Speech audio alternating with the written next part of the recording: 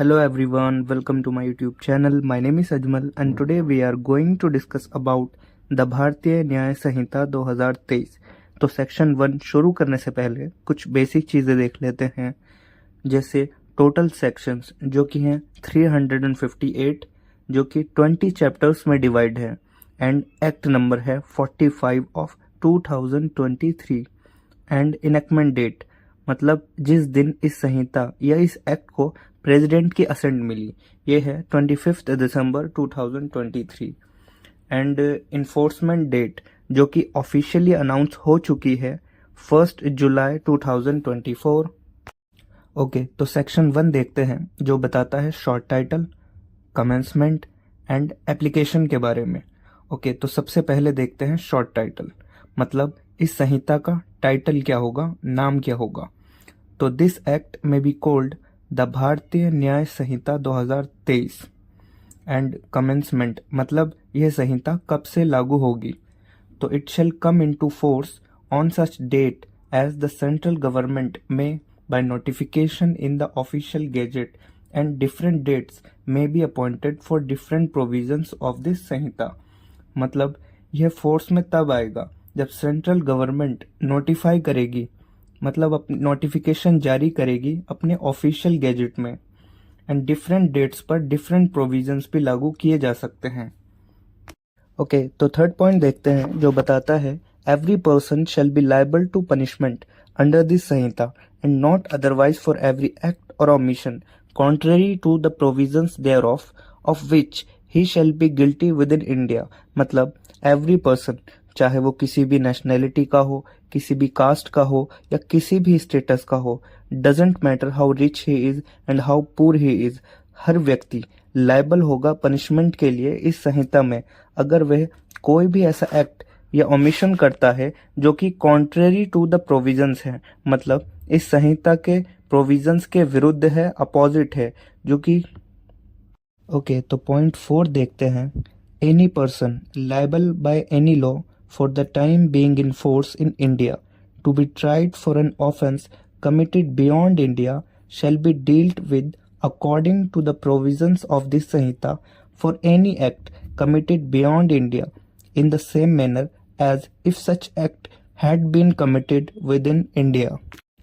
तो any person liable, हर व्यक्ति liable होगा by any law, किसी भी law के द्वारा, for the time being in force in India, जो उस समय पर फोर्स में होगा इंडिया में, to be tried for an offence committed beyond India, मतलब कोई भी ऑफेंस जो कमिट होता है बियॉन्ड इंडिया, भारत के बाहर, तो उसे डील किया जाएगा according to the provisions of this Sanhita for any act committed beyond India in the same manner as if such act had been committed within India.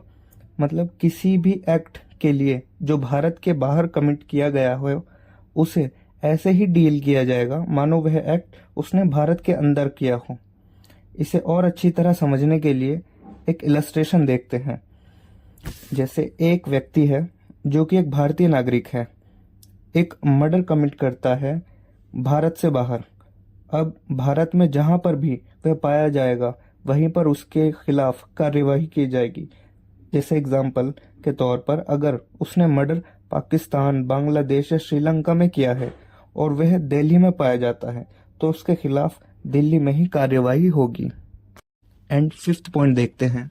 The provisions of this Sanhita apply also to any offence committed by, मतलब इस संहिता के provisions और किस किस पर लागू होंगे।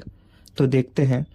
Any citizen of India in any place without and beyond India, मतलब कोई भी भारतीय नागरिक चाहे वो भारत में हो या भारत के बाहर हो, उस पर यह संहिता लागू होगी।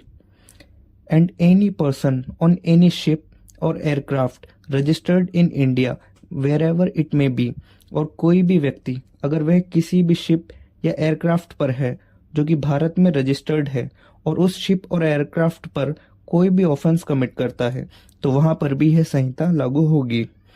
ओके, तो नेक्स्ट देखते हैं।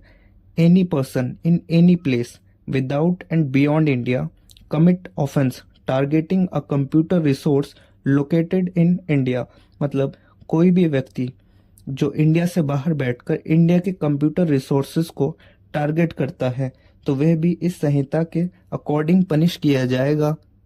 एंड लास्ट 6th पॉइंट देखते हैं, और इससे पहले कुछ वर्ड्स की मीनिंग समझ लेते हैं। जैसे mutiny. Mutiny means refuse to obey person authority, मतलब जब कोई सोल्जर अपने सीनियर ऑफिसर के ऑर्डर को मानने से इनकार कर दे तो उस कंडीशन को म्यूटिनी कहा जाता है। एंड नेक्स्ट वर्ड है desertion.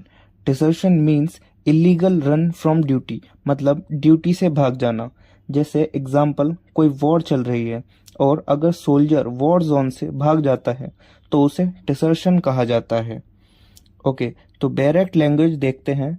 Nothing in this Samhita shall affect the provisions of any act for punishing mutiny and desertion of officers, soldiers, sailors or airmen in the service of Government of India or the provisions of any special law or local law।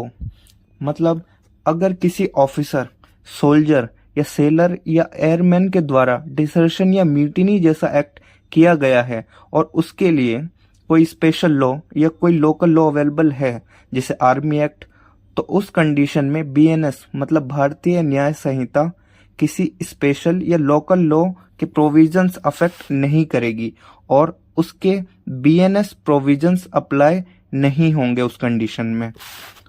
सो आज की इस video में सिर्फ इतना ही, और अगर आपको ये वीडियो इन्फॉर्मेटिव लगी हो तो प्लीज़ कमेंट सेक्शन में ज़रूर बताएं। मिलते हैं नेक्स्ट वीडियो में।